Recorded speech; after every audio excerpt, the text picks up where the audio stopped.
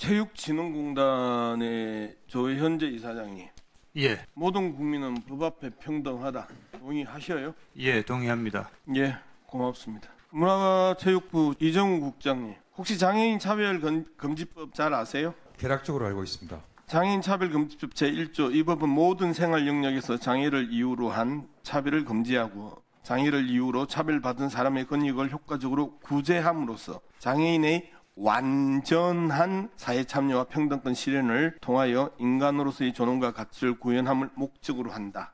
완전한 사회 참여와 평등권.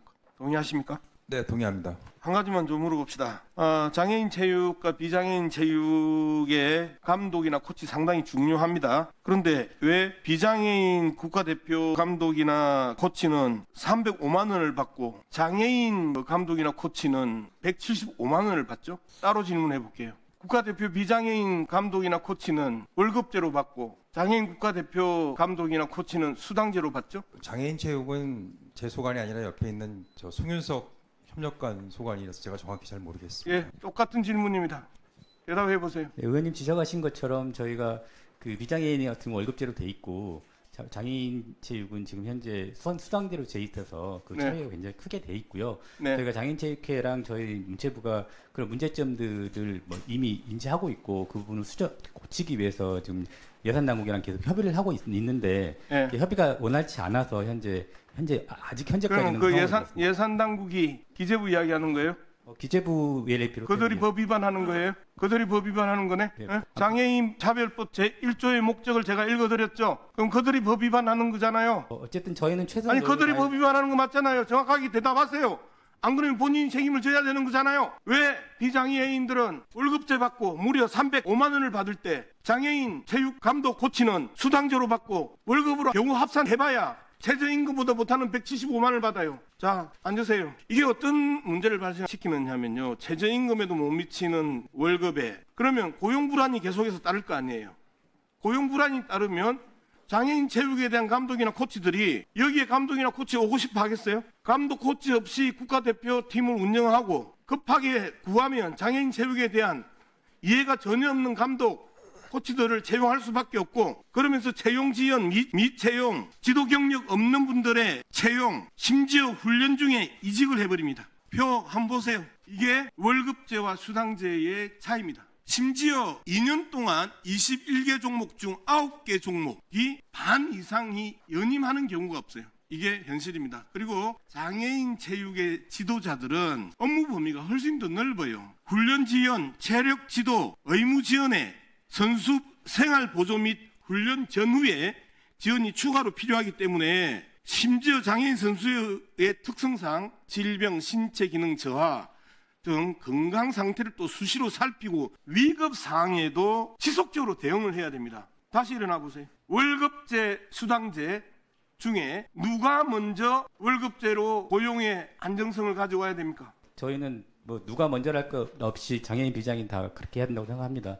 그리고 왜냐면 정확하게 한 가지만 말씀드리면 현재 감독 코치는 월급제로 돼 있고요. 현재 그 수당제로 돼 있는 부분은 트레이너 부분인데 그 부분에 일반적으로 있어서 우리가 트레이너를 하면 기본적으로 감독 코치를 총칭해서 트레이너를 하고 그다음에 물리, 마사지 이런 영역들도 다 트레이너로 하는데요.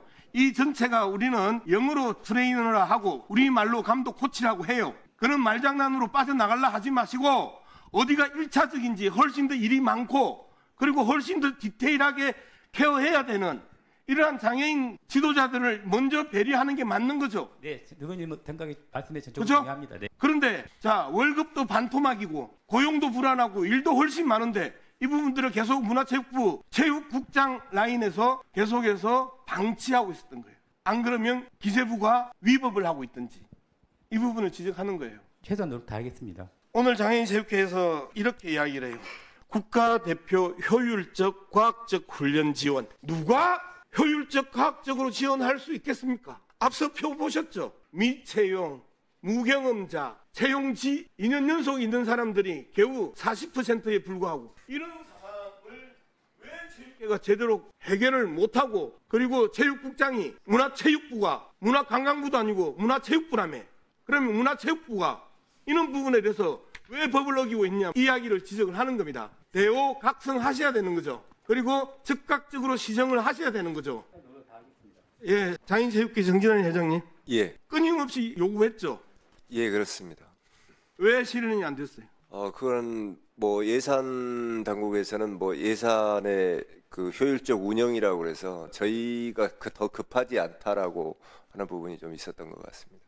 이게 기본적으로 문화체육부 철학에 문제가 있는 거예요. 장애인과 비장애인이 함께 살 수 있는, 그리고 기본적으로 장애인 차별 금지법에 대한 기본적인 인식이 없기 때문에 여윳돈 있으면 지원하고 여윳돈 없으면 지원하지 않는, 그리고 우선순위에 있어서도 장애인이 1차적이지 않고 또 뒤쪽에 있기 때문에 이런 문제들이 발생을 하는 거거든요. 그렇죠? 늘 그래왔던 것 같습니다. 저희 사회적 약자를 더 먼저 배려해야 된다고 저희는 생각을 하고 있는데 늘 사회적 관심은 다른 비장애인 먼저 중심이었던 것 같습니다. 다시 문화체육부요. 이거 상당히 아픈 대목입니다. 늘 그렇게 해왔다는 거예요. 늘 차별을 해왔다라는 거예요.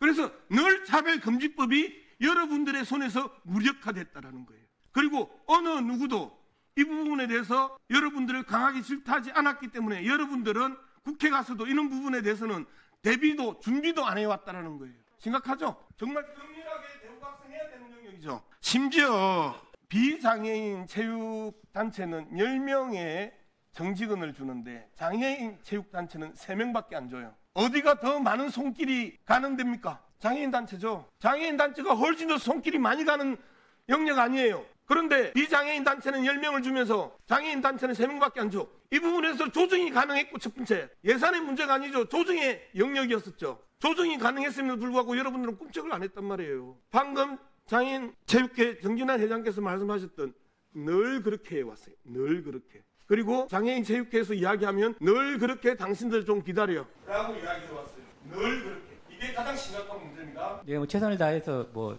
노력하도록 하겠습니다. 책을 마련해보세요. 다시 한번 읽어드릴게요. 장애인 차별금지법 및 권리규제 등에 관한 법률, 장애인의 완전한 사회 참여와 평등권 실현을 통하여 인간으로서의 존엄과 가치를 구현함을 목적으로 한다. 이게 장애인 차별금지법 제1조의 목적입니다. 이 목적에 끊임없이 늘 그렇게 하면 여러분들은 장애인 차별로, 알겠습니까?